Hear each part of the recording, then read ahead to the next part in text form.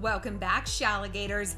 Today we're going to talk about something dark and sad and infuriating. We're going to talk about the Gabby Petito murder case. Now, I'm sure you guys have heard of this. If you're in America, it's all over the news. Gabby was a 22-year-old girl, beautiful young woman who was on a cross-country road trip with her penis-shaped fiance, which means he got down on one knee, promised to love her forever, promised to protect her forever, and now she's dead. Am I saying he killed her? I mean, I don't know. Who knows? Yes. But now he's missing and on the run. And why are we talking about this? Because we don't usually talk about true crime. But the reason we don't talk about true crime on here is because, we all love, a mystery and a murder, and we watch our Dateline, and it's this is actually someone's living fucking nightmare, And I don't believe it should be used just for entertainment purposes and war profiteering. And that's not why we're talking about it today. But I do think there is so much we can learn about this situation because so many women find themselves in an abusive, toxic, and potentially lethal relationship.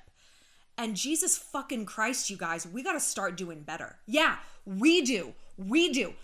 Oh, we can talk to the men. All right, we can talk to the men. But you know what we don't do here on this channel? We don't fix other people. We fix ourselves. We don't try to change someone who either can't be changed, don't want to be changed. It would be potentially deadly to us to try. We work on ourselves. We protect ourselves. And we live our life for ourselves. So today, we're going to be breaking down some red flags in Gabby and Brian LAUNDRIE, his bullshit name, LAUNDRIE. Penis face, bald headed fuck. Laundry fuck. We're going to be breaking down some red flags in that, from how he interacted with her friends to their van. Yes, the van, because van life is huge right now in America. Van life is huge in Montana, and I meet people who are van life, aka fucking homeless, all the time. So we're going to talk about that, and most importantly, how to recognize an abuser, how to spot narcissistic abuse. And we just talked about narcissists in the last video about Elon Musk and Grimes and how to deal with a narcissist that maybe you can't get away from. Because the overall advice, though, is get the fuck away from these people. Why? You are not going to change them. And the kind of people we're going to talk about today in this video, you are not going to change. You're not going to change them. Okay? So if you're watching this video and being oh, he's hurt and he's wounded, girl, I mean, fine. If that's the way you want to be, if deep down you want to stay with this person, you think you can change him, go ahead and X out right now. This video is not for you. We're going to throw you a great funeral. I mean, I'm sorry, but what do you want us to say? This is all going to turn out fine. You're going to change him and ride off into the sunset? No. I was with some friends the other day, and a friend of a friend was there, and her fiance didn't like that we were all in a girls group, and he freaked out and was saying, he was saying things to her. Again, a fiance, a woman who he said he was going to marry and love forever. He was saying things to her. I haven't even thought about strangers on the internet, let alone said to someone, a stranger, let alone said to my life partner. And everyone was they called him Dirty Michael instead of Dirty John, because he's that kind of person. And their wedding was coming up, and she's I think you guys are just overreacting. She's a psychologist, by the way. A lot to unpack. She's I think you guys are overreacting. At one point, she's what do you really think is going to happen? And I was Hannah, he's probably going to kill you. And everyone was because I said it fairly casually. I'm he will. He is probably going to kill you. At best, you're going to have some kids thinking that's going to fix the relationship. He's going to either turn those kids against you or turn them into monsters, abuse them, whatever, just your typical potpourri of bullshit, right? He's going to isolate you from all your friends and family, which he's already doing. So he's got a head start on that. And then he'll probably just murder you. And you could have heard a pin drop. Everyone was silent. And I was just Mazel tov. If you're fine only living another 5 years, maybe 10 at the outside, good luck, that's fine. We'll throw you a great fucking funeral. I can't care more about your problems than you do, girl. I don't know what to tell you. It's a difficult thing to watch. and we know this, we have all had friends who were dating a dirty John, a dirty Michael, a dirty whoever, right? And unfortunately, most of us have been on the other side, and we've been inside it. I'm a pretty bad bitch, you know. Do I seem like I take a lot of shit? Probably not. And I dated someone who was abusive. I've talked about it before. I've done some videos on it, but I mean, he was my high school sweetheart. He was kind of my first love. I knew him half my life, and I didn't know one day he was going to snap and beat the shit out of me. I didn't know that. I didn't know he was going to smash my head into the floor of the Gansevoort Hotel, Park Avenue in New York, but he did. And so look, I am trying to help you guys avoid this kind of situation. We are going to look for the warning signs. But before we do, I know this is a long intro. Real quick before we get into this, there is a new video up on Flays. I know I've been leaving you guys hanging over there for a while, but we've got a really raw story time about abortion. Since we're talking about unfun things today, why not just pile abortion onto there? I'm going to tell you some of the realities, you know, and it's not something I felt comfortable posting just on regular old YouTube. So head over to Flays. It's only $5 a month. You get unlimited access to all of Evil Week, some story times, tons of sex tutorials. And we've got another Flays video coming this week about what it was like to be a sugar baby. Because I was kind of like a Splenda baby, but I think you'll still find it interesting. Just want to remind you some happier news. We are going to Costa Rica. We're doing a Shalligator getaway. I know, like this is the only time we're going to smile and laugh in this video. We're doing a Shalligator getaway. There's only 4 early bird spots left, so be sure to sign up. We're going next Memorial Day weekend. I believe that's like May 26th. It's going to be really fun. It's a girls getaway. It's just going to be fantastic. So go ahead and join. Also, be sure to follow me here on YouTube Shorts, also on Instagram Reels and TikTok, where I do just funny little rants of the day about like tiny little bits of celebrity news. They're different on all platforms, so be sure to follow me on all 3. I'm Shallon XO on Insta and on TikTok, so I think you might like that. And if you guys have a question, you want to connect with me one-on-one, you need some help with something, go to my website, shallonlester.com. We have a new feature where you can get help in just 24 hours because sometimes I know you just like need it ASAP. Otherwise, if you can take your time, I get back to you in like 5 to 7 days. It's pretty easy. Okay, let's get into this. All right, so Gabby Petito, as we know, unfortunately she was murdered, and this was something that Montanans followed very closely because she was last seen in Yellowstone Park, and Yellowstone is in Montana and Wyoming, so this was something, and like I said, van life is huge out here. Huge. If I have to see one more motherfucking van life dude on Tinder, I'm like, you literally live in a van down by the river. And I dated a dude who's like a van life, but it wasn't actually a van, it was like a truck. And I said to him on a date, I'm like, you are hot. He was hot. You're smart, you know, you're a capable, smart white male in America. So you're at the top of the food chain. You know, why are you basically homeless on purpose? Essentially, why are you even poor? You shouldn't be poor. Who's holding you down? What's your major roadblock to success in America? He was 31. I'm like, you should be making 6 figures. Do you make 6 figures? I think he barely made 5. I'm like, no. I'm sorry. I don't accept this shit. Van life is fine for like a month. We're touring all the national parks. I get it during COVID because it was kind of the only way you could travel, you know, when the shit was on lockdown. But like, if this is someone's like main thing, if this is their thing, is living in a fucking van, there's something wrong with them. I said what I said because we are tribal creatures. We're social animals. And someone who can't do that is a failure to thrive. No one is a loner on purpose. No. We're not hardwired that way. I'm an only child. I need a ton of alone time. A ton. I'm a social sprinter.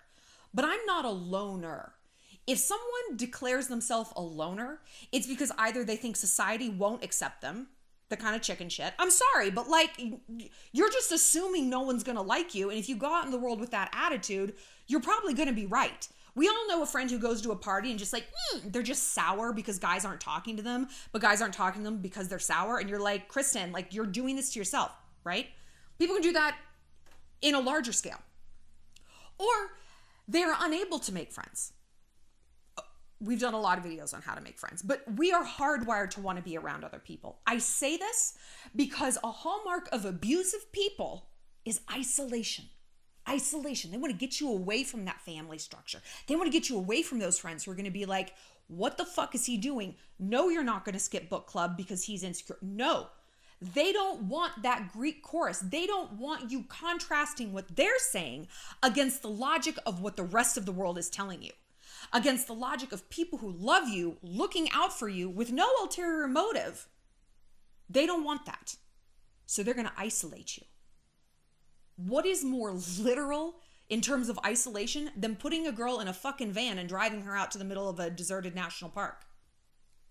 So look at the glossy veneer of this whole van life thing. Don't go on a first date with someone hiking in the woods. In Montana, dudes ask me that all the time. Do you want to go hiking on our first date? I'm like, are you out of your mind? And I get mad when they ask because I'm like, that is so inappropriate. I don't know you, bro. And the fact that you think it's normal and okay for a woman to go scramble around the woods with a dude she's never met, who might have a gun. I mean, everyone out here has a gun, you know? The fact that you think that's okay and you don't understand why that's weird means you fundamentally don't understand the experience of women. And so if you don't understand that women can get killed by men, I am pretty sure you don't know where the G-spot is. Can you find the clip with 2 hands on a map? Bet you can't. So I don't want anything to do with you. And I've like actually said this to guys on Tinder. I've like kind of gone off because it's just like, what is wrong with you? But again, the thesis of this video has got to be, we know what's wrong with them. What's wrong with us? I'm not victim blaming. Not victim blaming Gabby Petito at all. I've been there.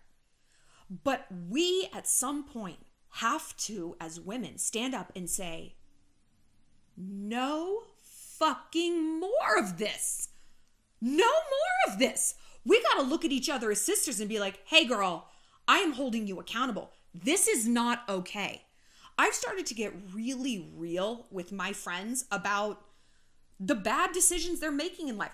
We're older, you know, we're in our 30s. Like, I don't want to get married again. I don't want kids, but my friends do. And it's like, okay, then stop dating that married man. If you say you want a kid so bad, what the fuck are you doing? Like, I have really started to hand people their ass because if we keep doing what we're doing, we're going to keep getting what we're getting. And I care too much about my friends and all of you guys to sugarcoat. It's like, well, just choose kindness. No, bitch, choose the fucking truth. And I'm here to deliver it. Beep, beep, the truth train has arrived. Okay? That's my mean portion of the video. We will now be nice. Not to shitty men. But things stood out to me reading about this Gabby Petito case. Things that her friends were saying. So first of all, she moved down to Florida to be with him. She was from Long Island and she didn't really have any friends. And this one chick who was like her only friend, she's like, she had no friends, not because she couldn't make them or not because she didn't want them. It's because he wouldn't let her have any. He would interfere. He would take her ID so she couldn't go to the bars with the girls because he couldn't go. He would like interfere. He would like let her go to brunch with her friends and then he'd turn up. Isolation, isolation, isolation. And when that didn't seem to break her spirit enough, it's let's go on this road trip. Abusive, manipulative, controlling people will put a very pretty package on very destructive behavior. I remember learning this in my sociology class in college. And my professor was like, be very aware of men who buy you gifts. And I was like, what? but she's like, but the kind of gifts, you know? She's like, be wary of guys who buy you clothes that maybe aren't exactly what you would want to wear because they're not going to be like, I don't like what you're wearing. You're going to wear what I fucking tell you to. You're going to dress modest because I don't want people looking at you. They're not going to say that on the first date. They're not going to say that the first gift go round, right? They're going to be like, you would look so pretty in this and you don't need to dress like all those other sluts out there. You have respect for yourself, don't you, babe? You're like, yeah, I do. You don't want all those gross guys rubbing up on you at the bar. You're just not like that. No, I'm not like that. Now I, as a woman in her 30s, I'd be like, you can go fuck yourself. I want my titties out. I want my ass showing. This is who I am. When you're 21, 19, you want to please your partner. You're still figuring out who you are. And so you're very impressionable. That's not anything that you're doing wrong. That's exactly how you should be. If you're not impressionable when you're young, you become this like stodgy, weird old Karen type person, right? Life is about taking in those experiences and that data, but we have to know data that's healthy and productive versus data that's eroding and toxic. I also just gotta say, it blew my mind when this whole Gabby story broke and her mom was like, we just need any information about where she is. Knowing that the last person to see her was her fiance, who was like a mile away sitting at his house. Listen, I've never been in this situation by the grace of God. But if I thought someone hurt my daughter and I knew the last person to see her and I knew he was abusive and I knew he was shitty and bizarre and he was miles from my house, I wouldn't even involve the police.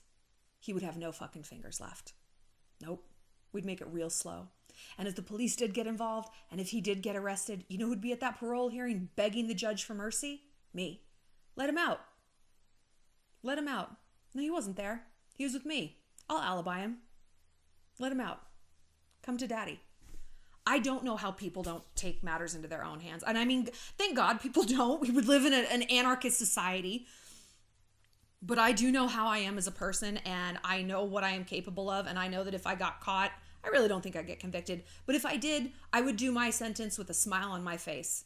My justice is the justice I need. I don't know how they endured that. I really just don't. What would you guys do? What would you do?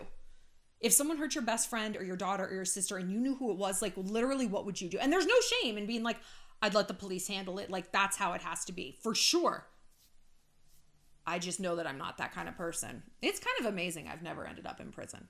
I mean, day ain't over yet, but something else that really stood out to me in the Gabby Petito coverage is people who knew them as a couple would say things like, you know, he would just snap and he would have these outbursts and like episodes. Please understand that when you see these outbursts, episodes from someone, that is not the outlier behavior. That's not the exception to the rule. That's not a rarity. That is actually what you're really seeing is who they truly are. You are seeing the crack in the facade. You are seeing the costume come off, the sheep's clothing on the floor, and there is the fucking wolf. That's what you're witnessing.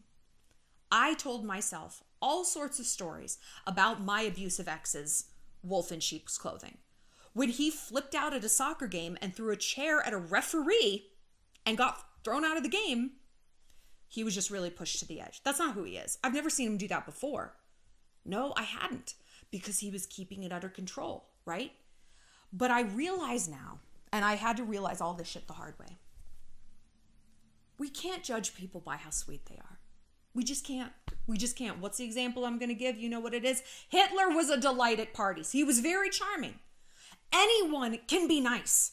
Anyone can flatter you, tell you what you want to hear, hone in on the things you want to be complimented about. No.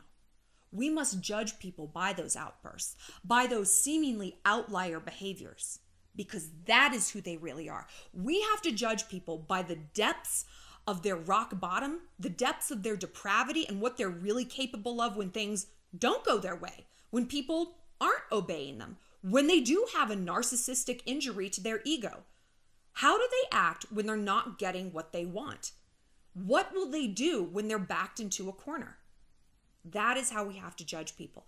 And if Gabby Petito had had that metric, things might have turned out differently. She probably wouldn't have even been with that dude in the first place. And again, no judgment on her. I've been there. We all have. But when we tell ourselves that's not who he really is, there's a lot of dead girls that have said that. So let's talk about what kind of person is an abusive person. We're going to talk about narcissists. Now, we just talked about narcissists in the last video with Elon Musk. I believe Elon Musk is a psychopath. To me, he's the most textbook psychopath I've seen in a long time. Donald Trump is a textbook psychopath. Very, very clear cut. Psychopathy is characterized by, of course, a lack of empathy and remorse, but also where sociopathy is risk-taking. Risk-taking.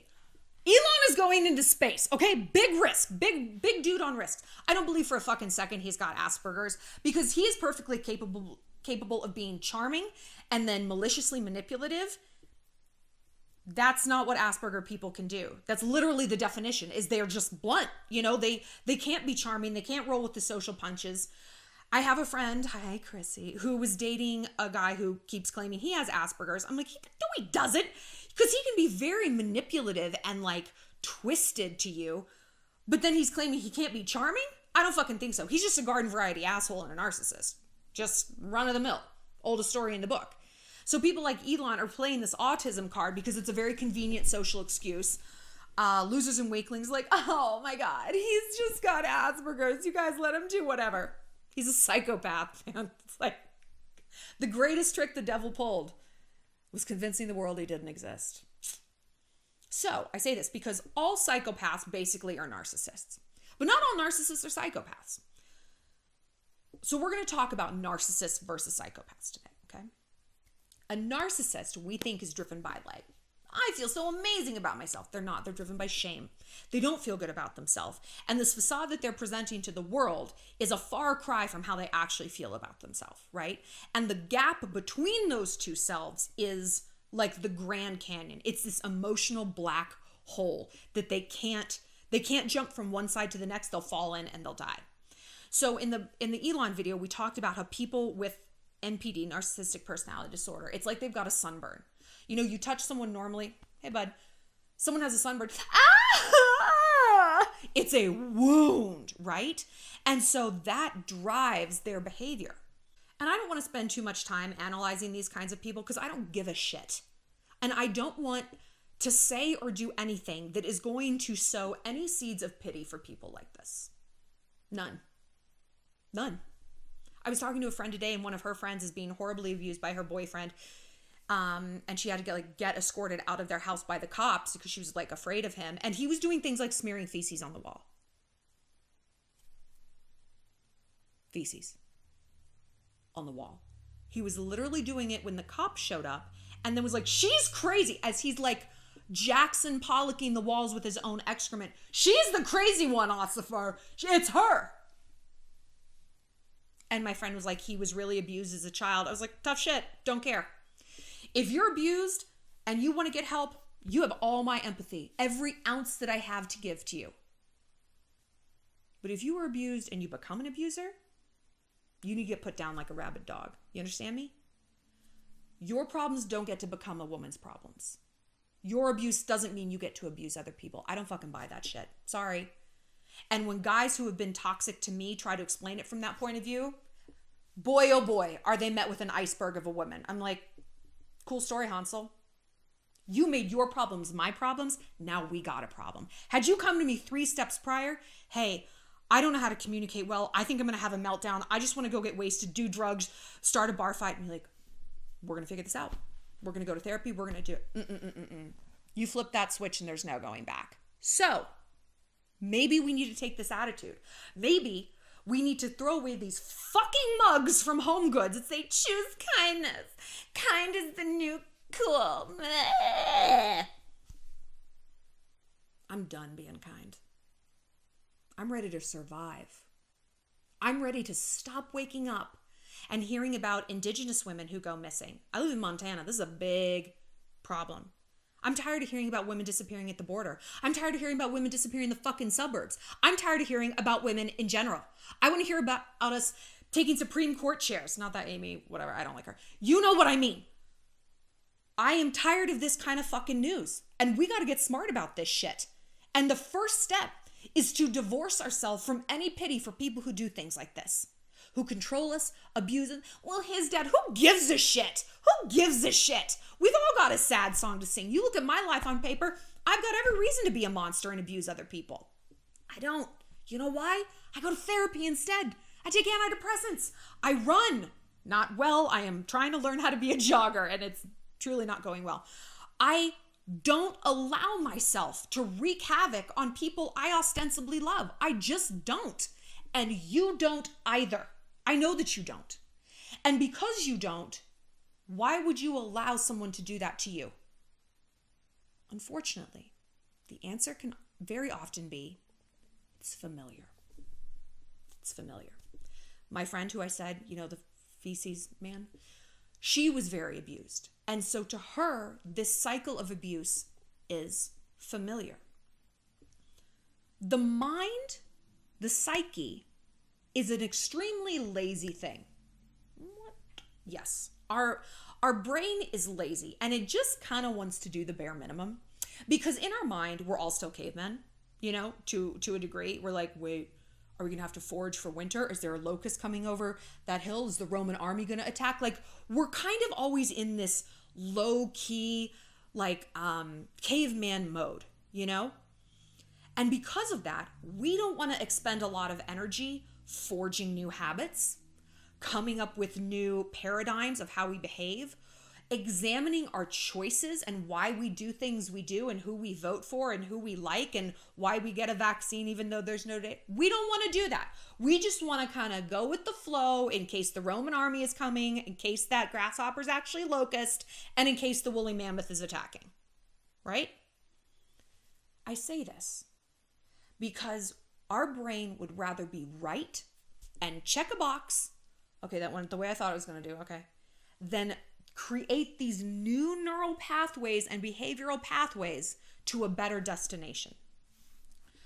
So when we find ourselves in chronically toxic environments, a dude who cheats, a guy with a bad temper, friends who betray us, why? Because they echo something from our childhood. Growing up, my mom traveled for work. I've talked about this a lot. And so she was gone. And this was before Skype and cell phones and everything. And when she was gone, baby, gone. I mean, I wouldn't hear from her for days, a week. And when you're a child, time is a flat circle. I mean, it could have been a month, and she sat me down. She's like, I really wasn't gone as much as you think I was. And I'm like, I know, but when you're a kid, you just don't have a concept of time. So, but I say this because when she was home, I mean, we had the best time. We were at museums and the symphony, but it was just amazing. But when she was gone, I was by myself. I mean, I was with my great grandmother who lived through the Depression. So that was as much fun as it sounds, And so now my relationships, I mean, even sometimes my friendships, but mostly in my dating relationships, echo that.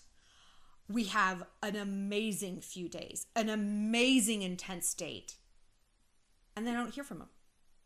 And when I get in relationships that are stable and are healthy, like a marriage, I find it just overwhelming. I'm like, you again. How did you find my house? I kind of cap out at 4 or 5 months, and I'm just I do better, honestly, sometimes with long distance relationships. Now in my situation, I like this hot and cold vacation dynamic. It's benign enough. It would be better if I was more comfortable having a partner who was here all the time. I could have a husband. I could probably even have a child. I mean, that's what I've always said I'm afraid of with kids is the relentlessness of it. It's like, you again. You can't get away from it. You can't turn it off. And that's not even my model of parenthood. My mom could escape. And I think that was so healthy for her. And I don't begrudge her that. I did. But I don't now as an adult. I get it.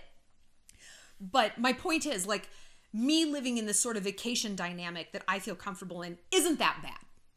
As trauma goes, one of you guys even said to me one time that I won the trauma lottery. Because I'm stuck at 22 because my father died then.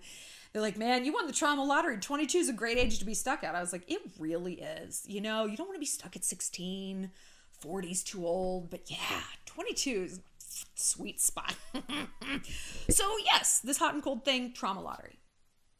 But if your trauma familiarity is abuse, manipulation, coercion, control, violence, followed by the honeymoon period of oh, I love you, I'm so sorry, and all these promises and that's bad. That's real bad.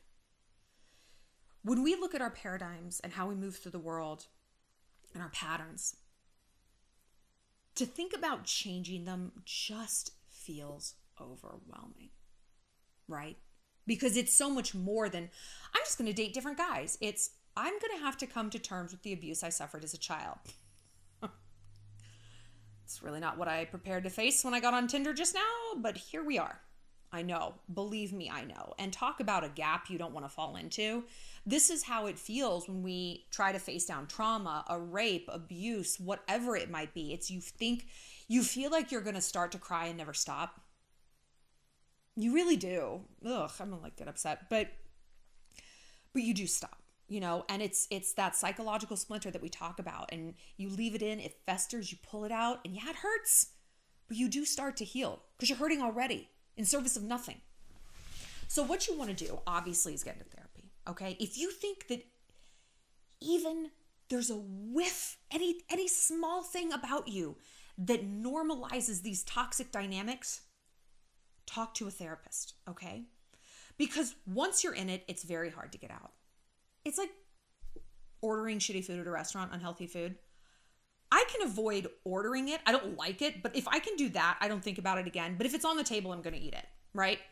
So the goal is don't order this dynamic in the first place. How do we do that? I do it with a simple mantra. Are you ready for this? Are you drinking breast milk? No. What? I ask myself if I'm drinking breast milk. Yeah. Why? Breast milk, for a very long time in my life, was familiar. It was all I knew. And I loved it. It was great. It was where I started. And it was probably hard for me to transition out of it. But I did. And I've literally never looked back. Right? Never even been a consideration. Ooh, you guys, the special's the lobster tail. Ooh. Do you have breast milk, though? Is there a lactating woman anywhere? No? Okay. No, that's fine. I'll do the lobster tail. That's fine. Mashed potatoes. Thanks. Never said it. Never even thought it. It's fucking weird, right? And yet, emotionally and psychologically, we are ordering breast milk when we date people who remind us of our most difficult parent. We are drinking that breast milk just double-fisting, titties everywhere, when we entrench in a dynamic that is either so similar to ones we've been through already as adults that therefore echo something from our childhood. So when I've tried to be really in touch with my intuition. I've tried to be in touch with my triggers. I've tried to be in touch with the mania I feel when I'm getting into that hot and cold dynamic.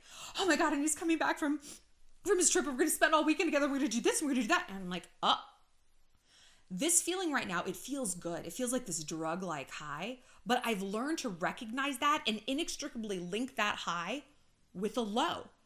With this dark side of the moon feeling. How am I going to feel when he drives away and flies out and I don't hear from him or see him for 10 days?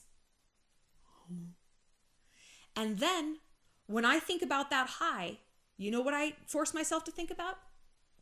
Breast milk. Are you drinking breast milk? No. Okay. So we're going to take this back. We're going to take this back. Maybe we're not going to swipe on guys who live in Seattle. Maybe we're not going to book a flight to New Orleans to see this dude and have this crazy sex-filled weekend. Would it be fun? Yeah, it'd be fun. But let's think about how we're going to feel on the flight home. Let's think about how we feel when we turn our phone on after the flight and there's no text from him. Okay. Now think about drinking that breast milk again. Is it quite so appealing? No. Okay. At the end of the day, it's going to come down to two things. Self-awareness about your triggers and what things represent and why they feel familiar. And plain old motherfucking self-control. Why should we be the ones having to control ourselves when these dudes are the abusive, toxic ones? Girl, I know. I know that. It's not fair. And of course it's not fair that we're easy prey for bad people. And why shouldn't we just go along with things? Well, how is that going for us? So let's get a little granular about what narcissistic abuse entails, okay? We are reading from the Bible. That is Psychology Today. Doctor named Darlene Lancer wrote this article, and she outlines it really, really thoroughly. We've got verbal abuse, right? Belittling, bullying, accusing, blaming, raging, criticizing. We get it. Manipulation.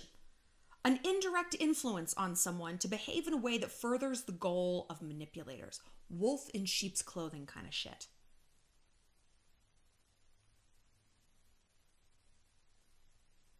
On the surface, words seem harmless, even complimentary, but underneath you feel demeaned or sense a hostile intent. You don't want all those guys looking at you, do you? Man, I'd hate to have to come down there and kick someone's ass if he was like rubbing up all on you because you wear a dress that probably is a little too short, right, babe? Seems pretty sinister. Emotional blackmail. The acronym here is FOG. Fear, obligation, and guilt. Threats, anger, warnings, intimidation, punishment. Gaslighting. We love a good gaslighter. Fucking man. Intentionally making you distrust your perceptions of reality or believing you're incompetent. I'm not texting anyone. You're being crazy. That was a work call. We've done a ton of videos on gaslighters. Competition. One-upping you. Sabotage. This one, I really want you to stand out. Disruptive interference with your endeavors or relationships for the purpose of revenge or personal advantage. One thing Brian Laundrie, penis face fucking laundry bitch, would do is that he would show up when his girlfriend was out with her friends. Hey, just wanted to surprise you. It's like, we all have a friend like that. It's like, oh, like Gary's gonna come to brunch. Is that okay? It's like, no, it's not okay. Why does he want to come? Sabotage. The night I published, I got like the galley copies of my last book, and it was dedicated to my college boyfriend, like my first love, Ryan. And it said, if I know what love is, it's because of you. I hadn't talked to him in 5 years. I was with a whole different boyfriend. And I wrote the book before I'd even met my boyfriend, Jason. Jason hit the fucking roof. How could you do this? He had known that that's who it was dedicated to. He chose to do this the night I was chairman of a gala. I had like a gown. I was being honored for my charity endeavors, blah, blah, blah. And he wasn't there to go. He was at work, and he decided he was going to ruin my night. Like, he had to pick that night and ruin it. That was sabotage. And that was the turning point in the relationship, because I had the wherewithal to recognize what he was doing. And I was like, we're not doing this. And he was a very abusive person. Withholding things like money, communication, sex, affection. Neglect, privacy invasion, character assassination, violence, financial abuse, isolation. It goes on and on and on. So what do? I'll tell you, the worst thing you can do is try to respond to them rationally. Babe, I just need to go to book club for 2 hours and then I'll come home, okay? To try to placate them is a nightmare, because then they're going to feel like, good, I won. And a narcissist's entire goal of communication is a win-loss game. That's it. Women communicate to build relationships. Men communicate to solve problems. Narcissists communicate to win. So you're trying to approach this communication situation from a place of relationship building. Baby, it's fine. I'll go change. I'm just going to pacify them. I don't want to make it worse. Honey, these are our cheerleading uniforms. I don't know what you want me to do. Wear sweatpants underneath it? That's approaching it rationally. That's going to make them madder because they're not winning. Saying, fine, I'll go change. That's worse, because now they are winning and they're like, oh, well, that works. I'm going to keep doing it. And when we do that, when we placate and kowtow, we just isolate ourselves more, right? They feel emboldened to up their tactics and up their game. If I can tell you one thing, it is, do not isolate yourself. Don't stop seeing your friends. Do not cut off your family. But moreover, you need to ask yourself why this is familiar. You need to ask yourself, what about this echoes something from your childhood? What does this person represent? Or why do you feel like you can't leave? And sometimes it really is logistical. You know, we know this and we've talked about this before in videos. There's a childcare issue. There's a financial thing. Okay. Take 2 weeks, 3 weeks, 3 months, 6 months. Get your financial ducks in a row. Ask everyone you know for money. Tell people the situation you're in. Do not be ashamed. There's so much shame around abuse that you don't know how to ask for help. You should be stronger than this. How could you let this happen? Everyone's going to say, I told you so. Baby, everyone in your orbit, yes, they are probably 2 miles down the road. Like, they know that this is the kind of person. Nobody's going to shame you for this. Everyone wants you to get out. They want you to get out, and they are going to be here to do everything they can. Okay? And you know what, girl? You might have to hear a few told you so's. At least you'll be alive to hear them. And if you've been a real dick about this whole thing and really stubborn, I mean, maybe they deserve to say it a few times. They'll say it once and get it out of their system, okay? But if that's the roadblock, oh, people are going to make fun of me. You need to grow the fuck up or you're going to be 6 feet under. You know I'm shooting you straight because I don't want you to go down this path. So if that's what you're afraid of, tough. Gut it out and get out. Now, we've also talked before about the aftermath of leaving an abusive person. The 3 weeks after a woman leaves a violent man are the 3 most dangerous weeks of her entire life. Her chances of getting murdered are incredibly high. I mean, they are. This is a statistical fact. So you need to go someplace he can't find you. Not your mom's house, not your best friend's house that he's been to. Someplace he cannot find you. And, well, where am I supposed to go? I know, this is where the financial ducks in a row come. This is. And, you know, we've got down in the link some resources of places that you can get help. There are ways out of this. I'm not an expert at this. I'm not a domestic violence counselor. I've never been in that extreme of a domestic violence situation, so I'm not going to tell you exactly what to do. I don't know. But there's people who do. I'm here to give you the pep talk, to give you that push, to realize what's going on, to maybe if you're already out of something violent and abusive or just toxic, to ensure that you don't get in there again. Right? There's nothing worse than watching someone you love extricate themselves from a toxic relationship and then they just find a new one. It's crazy making. And if you're on the other end of this, if you're an observer, I mean, we really are between like a rock and a hard place. It's like, on one hand, you don't want to abandon your friend because that's exactly what the abusive dude wants. But on the other, I mean, how much can we watch and endure? And I feel like maybe that's the thing to say to your friend. It's like, this is where I'm at, you know? Like, this is how grave this situation is that you don't see, you don't realize what it's doing to your relationships. I really do think that can resonate. Like, when my friends have said that to me about someone I was dating who was just run-of-the-mill shitty, not like an abusive person, that really stuck. They're like, I kind of can't watch this anymore. And I love you and I don't want to lose you, but it is making me crazy and it's now hurting me to watch this dude cheat on you, to watch how he talks to you. So I don't know what to tell you. I'm here for you, but I can't be front row for this. And that really hurt. And I really, really heard that, you know, so that might be something that works. I want to know your stories and your experiences, painful as they are. We are all here to support each other. I want Dog the Bounty Hunter to get Brian laundry. Penis face. Fuck. And I love how they're like, oh, he disappeared in the swamp. He'd never survive out there with the alligators. He is an alligator. They're afraid of him. Fuck, man. Anyway. All right.